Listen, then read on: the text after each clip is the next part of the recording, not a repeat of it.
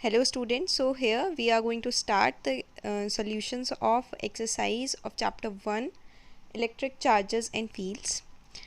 यहाँ पर आपको एक फार्मूला शीट दिख रही होगी जिसका आप स्क्रीनशॉट ले लीजिए क्योंकि ये फार्मूलाज आगे क्वेश्चंस में यूज़ होने वाले हैं. So let's start. Question number 1.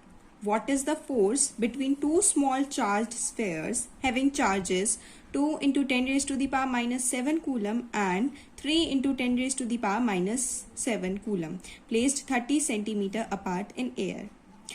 तो इसमें हमें गिवन दे रखा है कि दो स्मॉल चार्जेस हैं. एक के पास चार्ज हम मान लेते हैं Q1 है और दूसरे स्फेयर के पास हम चार्ज मान लेते हैं कि Q2 है. नाउ इन दोनों के बीच में जो डिस्टेंस है उसको हम r मान लेते हैं. देन हमारे पास गिवन क्या क्या है? गिवन है हमारे पास Q1. Q1 is what? 2 into 10 raised to the power minus 7 coulomb and Q2 is what? 3 into 10 raised to the power minus 7 coulomb. Now R is given as 30 centimetre. 30 centimetre apart ये दोनों charges रखे हुए हैं. तो 30 centimetre को हम यहाँ पर सारी चीजें, कूलम भी एसआई यूनिट में है, मतलब दोनों चार्ज एसआई यूनिट में है, तो आर को भी हम एसआई यूनिट में कन्वर्ट कर लेते हैं. तो आर की डिस्टेंस की एसआई यूनिट क्या होती है? मीटर. तो वो हो गया 0.3 मीटर. ओके. अब कूलम्स लॉ जो भी हमने फॉर्मूलेज देखे हैं उसके हिसाब से कूलम्स लॉ क्या कहता है? दोनों के बीच में फोर्स कितनी होती है? तो फोर्स होती है K Q1 Q2 upon R square. यही तो हमें निकालना है. What is the force between two small charge spheres? So अब हम यहाँ पर सिंपल वैल्यू पुट ऑन कर देंगे और हमारा आंसर आ जाएगा. 9 into 10 raise to the power 9 K की वैल्यू है. Q की वैल्यू है 2 into 10 raise to the power minus 7. Q2 की वैल्यू है 3 into 10 raise to the power minus 7 upon R square. What is R here? R is 0.3 का whole square. Simple हम इसको calculator से कैलकुलेट कर लेंगे. कैलकुलेटर से क्या कैलकुलेट करना, इतनी इजी कैलकुलेशन है, यू कैन डू इट. तो इसको कैलकुलेट करके आपका आ जाएगा 6 into 10 raise to the power minus 3 newton. अब ये फोर्स बताओ कि रिपल्सिव है या अट्रैक्टिव फोर्स है? आप लोगों को पता होना चाहिए कि अगर दो पॉजिटिव और पॉजिटिव चार्ज हैं या फिर दो नेगेटिव और नेगेटिव चार्ज हैं तो वो आपस में रिपेल करेंगे. ठीक, आपस में रिपेल करेंगे ये दोनों चार्जेस. ये इसको रिपेल करेगा, ये इसको रिपेल करेगा, मतलब सेम चार्जेस रिपेल. और अगर हमारे पास एक नेगेटिव और एक पॉजिटिव चार्ज है तो आपस में वो अट्रैक्ट करेंगे. क्या करेंगे? अट्रैक्ट करेंगे. यहाँ पर दोनों चार्जेस का साइन कैसा है? कुछ भी साइन नहीं है, मतलब ये पॉजिटिव साइन है, तो पॉजिटिव चार्जेस हैं ये दोनों के दोनों. तो फोर्स कैसी होगी? रिपल्सिव फोर्स होगी. कैसी फोर्स होगी? रिपल्सिव फोर्स होगी. तो F होगा 6 into 10 raise to the power minus 3 newton, वो भी repulsive force. So this is the answer. Now question number 2. The electrostatic force on a small sphere of charge 0.4 microcoulomb due to another small sphere of charge minus 0.8 microcoulomb in air is 0.2 Newton. तो जब भी आपको कुछ question दिया जाए तो सबसे पहले उस क्वेश्चन को फिजिकली फॉर्म, कैसे फॉर्म होगा वो, क्या उसका डायग्राम होगा, ये बनाने की कोशिश करो. तो small sphere of charge 0.4 Newton, एक 0.4 माइक्रोकूलम 0.4 माइक्रोकूलम का एक स्फेयर है और अनदर स्फेयर है, स्फेयर नंबर 2, जिसके अंदर जो चार्ज है, वो जो चार्ज है उसको Q2 मान लेंगे. वो कितना है? Minus 0.8 microcoulomb. ये दो स्फेयर ऑफ चार्ज है. और the electrostatic force on small sphere of charge, ये स्मॉल है ना, फर्स्ट वाला स्मॉल है, इसके ऊपर दूसरे की वजह से 2 न्यूटन का फोर्स लग रहा है. इसके ऊपर 0.2 न्यूटन का फोर्स लग रहा है. किसकी वजह से? Due to charge number 2. Okay. तो अब हमें क्या क्या गिवन है? गिवन चीजें हम लिख लेते हैं. गिवन है हमारे पास Q1 0.4 माइक्रोकूलम, Q2 गिवन है माइनस 0.8 माइक्रोकूलम, और हमें क्या गिवन है? जो फोर्स लग रही है वो गिवन है, फोर्स है 0.2 न्यूटन की फोर्स. अब हमारे पास इससे रिलेटेड जो फर्स्ट वाला क्वेश्चन है, what is the distance between two spheres. Distance मतलब हमें आर कैलकुलेट करना है फर्स्ट पार्ट में इसके। ओके तो हम आर कैलकुलेट कैसे करेंगे, हमारे पास एक फॉर्मूला होता है कूलम्स लॉ वाला, F इज इक्वल्स टू के Q1 Q2 upon are square. हमें पता है के की वैल्यू 9 इंटू 10⁻9 होती है।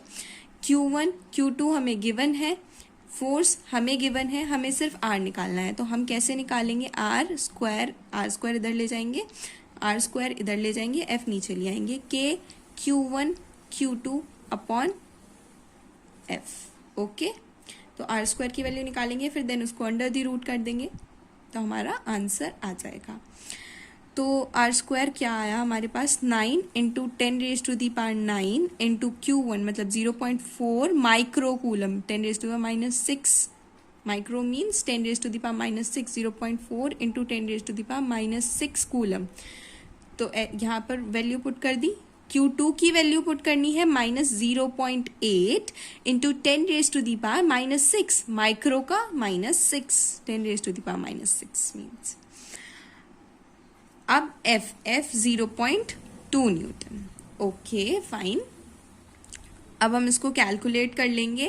कैलकुलेट करके जो इसका आंसर आएगा, कैलकुलेशन सारी मैं यहाँ पे इसलिए परफॉर्म नहीं कर रही हूँ क्योंकि अगर करी तो एनसीईआरटी के सॉल्यूशंस बहुत लेंदी हैं, तो ये आप खुद कर सकते हैं, या मैं आपको दे रही हूँ होमवर्क। ठीक, कैलकुलेशन परफॉर्म करने के बाद आपका आंसर आएगा यहाँ पे 144 इंटू 10⁻⁻4 आर स्क्वायर है ये। ओके तो हमने आर निकालना है, तो आर के लिए हम इसका अंडर दी रूट करेंगे, 144 into 10⁻⁻4 under the root of 144 क्या होता है, 12 इंटू 10⁻⁻2। इतना मीटर आंसर आया आपके पास, इतना क्या आया, इतना मीटर आंसर आया। मीटर क्यों आया, क्योंकि हमने सारी जो चीज़ें हैं वो एसआई यूनिट में ले रखी हैं, तो आंसर भी आपका एसआई यूनिट में ही आएगा। देन इसको हम लिख सकते हैं 0.12 सेंटीमीटर, सॉरी 12 मीटर, 0.12 मीटर हम इसको लिख सकते हैं। अब अगर हम इसको सेंटीमीटर में कन्वर्ट करते हैं तो R is equals to 12 centimetre. तो ये दोनों जो चार्ज हैं, चार्ज स्फेयर हैं, इन दोनों के बीच में जो डिस्टेंस होगा वो कितना होगा, 12 सेंटीमीटर। तो आंसर इसका क्या आएगा, 12 centimetre. This is the answer. अब सेकेंड पार्ट में पूछा गया है what is the force on the second sphere due to the first sphere. First sphere की वजह से सेकेंड स्फेयर पे कितना चार्ज होगा, सॉरी कितना फोर्स होगा। फर्स्ट स्फेयर की वजह से दूसरे स्फेयर पे कितना फोर्स होगा, या आप सिंपल न्यूटन्स लॉ के फोर्स एक्शन रिएक्शन सेम होता है, तो जितना फोर्स ये इस पे लगाएगा उतना ही equal and opposite force first वाला चार्ज सेकेंड चार्ज पे लगाएगा। ओके तो सेकेंड चार्ज पे कितना फोर्स होगा, 0.2 न्यूटन। ओके ये पॉजिटिव चार्ज है और ये नेगेटिव चार्ज है, तो जो फोर्स होगा वो आंसर क्या होगा, अट्रैक्टिव फोर्स होगा, और 0.2 न्यूटन का अट्रैक्टिव फोर्स होगा। ठीक, तो सेकेंड का आंसर क्या होगा, यहाँ पे लिख देती हूँ, सेकेंड पार्ट का आंसर होगा 0.2 न्यूटन, वो भी attractive. Okay attractive. Question number 3. Check that the ratio KE square upon GME MP is dimensionless. Look up a table of physical constants and determine the value of this ratio. What does this ratio signify? तो यहाँ पर आपको एक ratio दिया गया है question number 3 में, this ratio, और हमें बताना है कि ये रेशियो डायमेंशनलेस है। तो चेक करो कि ये डायमेंशनलेस कैसे है। यहाँ पर के क्या है, इलेक्ट्रोस्टैटिक फोर्स कांस्टेंट, तो इसकी जो डायमेंशंस होती हैं वो होती हैं न्यूटन मीटर स्क्वायर पर कूलम स्क्वायर, ये आप लोगों को पता होनी चाहिए। ई, यहाँ पर ई इलेक्ट्रॉनिक चार्ज है और इसकी वैल्यू होती है, ई की वैल्यू होती है कूलम का स्क्वायर, क्योंकि स्क्वायर है ई का स्क्वायर, कूलम का स्क्वायर अपॉन डायमेंशंस लिख रहे हैं हम, ये डायमेंशंस चेक करने के तरीका है। और जी ग्रेविटेशनल फोर्स कांस्टेंट, इसकी क्या डायमेंशंस होती हैं, न्यूटन मीटर स्क्वायर पर KG square. Okay newton metre square पर KG square. ME mass of electron, ये भी केजी में होगा, केजी में, और एमपी मास ऑफ प्रोटॉन, ये भी केजी में ही होगा। ओके तो अब हम देखते हैं, न्यूटन से newton cancel, metre square cancel, coulomb -2 power और यहाँ पे ओनली 2, ये इससे cancel, KG into KG square और केजी की पावर -2, सो ये भी कैंसिल। तो कोई यूनिट यहाँ पर बच रही है, नो यूनिट, कोई यूनिट बच रही है, नो यूनिट। तो ये कैसा है, डायमेंशनलेस। इट इज चेक्ड कि ये डायमेंशनलेस है रेशियो। ओके, अब आगे इसमें पूछा गया है, look up a table of physical constants and determine the value of this ratio. अब फिजिकल कांस्टेंट्स की टेबल देखो जिसमें कि इन सब की वैल्यूज लिखी हुई होंगी। ये होती हैं टोटल फिजिकल कांस्टेंट्स की वैल्यू। ये हमने कहाँ से ली है, टेबल ऑफ फिजिकल कांस्टेंट्स। ये सारी फिजिकल कांस्टेंट्स होती हैं, कांस्टेंट वैल्यूज होती हैं। इस रेशियो में हमने ये सारी वैल्यूज पुट अप कर दी हैं और अब हम इसे कैलकुलेट कर देंगे। कैलकुलेशन करने के बाद इसका आंसर आएगा 2.287 अप्रॉक्स, कुछ यही आएगा, इंटू 10⁻⁻39। ओके, तो ये इसका आंसर आएगा। अब इन्होंने पूछा है What does this ratio signify? ये रेशियो सिग्निफाई क्या कर रहा है? तो आपको पता है कि जो फोर्स, इलेक्ट्रिक फोर्स होती है, उसका क्या होता है formula, Q1 Q2 upon R², और जो ग्रेविटेशनल फोर्स होती है उसका फॉर्मूला होता है G M1 M2 upon R²। तो अगर हम एक जो पार्टिकल है, फर्स्ट पार्टिकल, उसको लेते हैं इलेक्ट्रॉन और सेकंड पार्टिकल हम प्रोटॉन लेते हैं, एक इलेक्ट्रॉन और प्रोटॉन के बीच में हम ये करके देखते हैं, तो Fe क्या बन जाएगा इलेक्ट्रॉन के लिए, Fe is equals to K, electron पे भी E ही चार्ज होता है, प्रोटॉन पे भी E ही चार्ज होता है, तो दोनों E into E upon R², और Fg क्या बन जाएगा, G Me mass of electron, Mp mass of proton upon R²। तो अगर हम इन दोनों का रेशियो लेते हैं, इन दोनों फोर्सेस का रेशियो लेते हैं, Fe अपॉन Fg, अगर हम इन दोनों का रेशियो लेते हैं तो क्या बन जाएगा, Ke² अपॉन R² से R² कैंसिल आउट हो जाएगा, ऊपर नीचे करके दिखा देती हूँ, Fe² अपॉन R² इंटू इसका रेसिप्रोकल हो जाएगा Gme Mp upon R² cancel out, क्या आएगा, Ke² upon Gme Mp। Okay, तो ये हमारे पास क्या बन गया है हमारा एक, ये रेशियो क्या सिग्निफाई करता है, ये रेशियो सिग्निफाई करता है ratio between the electric and gravitational force between a proton and between an electron and a proton. Okay, question number 1.4, ये एक थ्योरेटिकल क्वेश्चन है, इसको एक्सप्लेन करना है। Explain the meaning of the statement electric charge of a body is quantized. Electric charge of a body quantized है, इसका मतलब क्या होता है, तो फर्स्ट पार्ट आपको पता है, क्वांटाइजेशन की जो इक्वेशन होती है Q is equals to NE होती है, मतलब है इसका इलेक्ट्रिक चार्ज क्वांटाइज्ड है, इसका मतलब है जो total charge of a body है वो इंटीग्रल मल्टीपल ऑफ, हमेशा इंटीग्रल मल्टीपल, n क्या है यहाँ पे, integer, n is equals to 0 +-1 +-2 +-3, ये सब होता है n। तो इंटीग्रल मल्टीपल एक बेसिक चार्ज E है, इसका इंटीग्रल मल्टीपल होगा। तो कैसे लिखेंगे इसकी statement, quantization of electric charge means that the total charge Q of a body is always an integral multiple of basic charge E, और उसके बाद हम ये हमारा एक्सप्रेशन लिख देंगे, that's okay. Next, why can one ignore quantization of electric charge when dealing with macroscopic, that is large scale charges? अब इसको ध्यान से समझना कि अगर हम बहुत सारे मैक्रोस्कोपिक चार्ज की बात करते हैं तो उसमें हम क्वांटाइजेशन को इग्नोर क्यों कर देते हैं, तो क्यों क्वांटाइजेशन को इग्नोर कैसे कर देंगे भाई। अब आप मानो एक बात कि हमारे पास ये कुछ डॉट्स हैं, ठीक, मैं कुछ डॉट्स लगा रही हूँ, ठीक है, अभी तक आपको ये डॉट्स दिख रही थी, बट धीरे धीरे धीरे धीरे धीरे धीरे आपको ये कुछ लाइन्स ही फॉर्म होती हुई दिख रही होगी, ठीक। तो जब हमारे पास बहुत सारी मैक्रो डॉट्स हो जाएंगी, मान लीजिए कि एक डॉट माइक्रोस्कोपिक है, 2 3 4 5, ये अलग अलग हम बता पा रहे हैं कि कहाँ पे कौन सी डॉट है, इसमें हम नहीं बता पा रहे हैं ना, तो ये बल्क में हो गया। जब बल्क में कोई चीज़ हो जाती है तो फिर वहाँ पर हम क्वांटाइजेशन या फिर एक एक डॉट को अलग अलग नहीं रखते हैं, बल्क में रख देते हैं, तो वहाँ पे हम क्वांटाइजेशन को इग्नोर कर देते हैं, ठीक, क्योंकि यहाँ पर जो E है इससे कई ज़्यादा बड़ा N हो जाता है, मतलब N is very very greater than E, okay.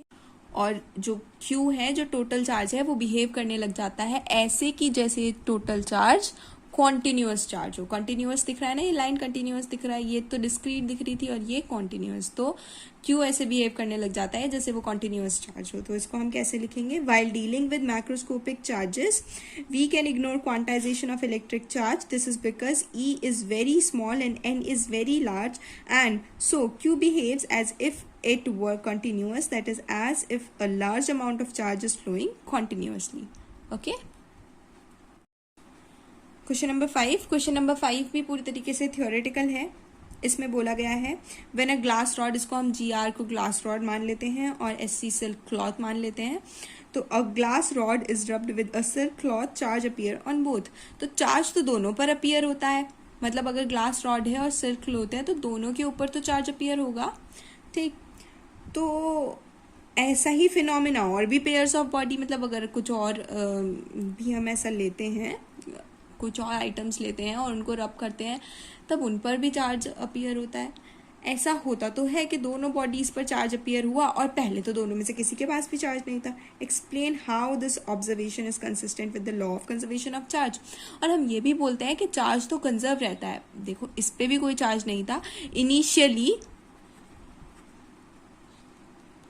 क्या कोई चार्ज था? नो चार्ज, कोई भी चार्ज नहीं था।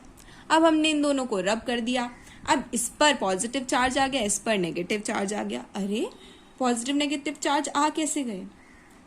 तो क्या यहाँ पे कंजर्वेशन ऑफ चार्ज वायलेट हो रहा है?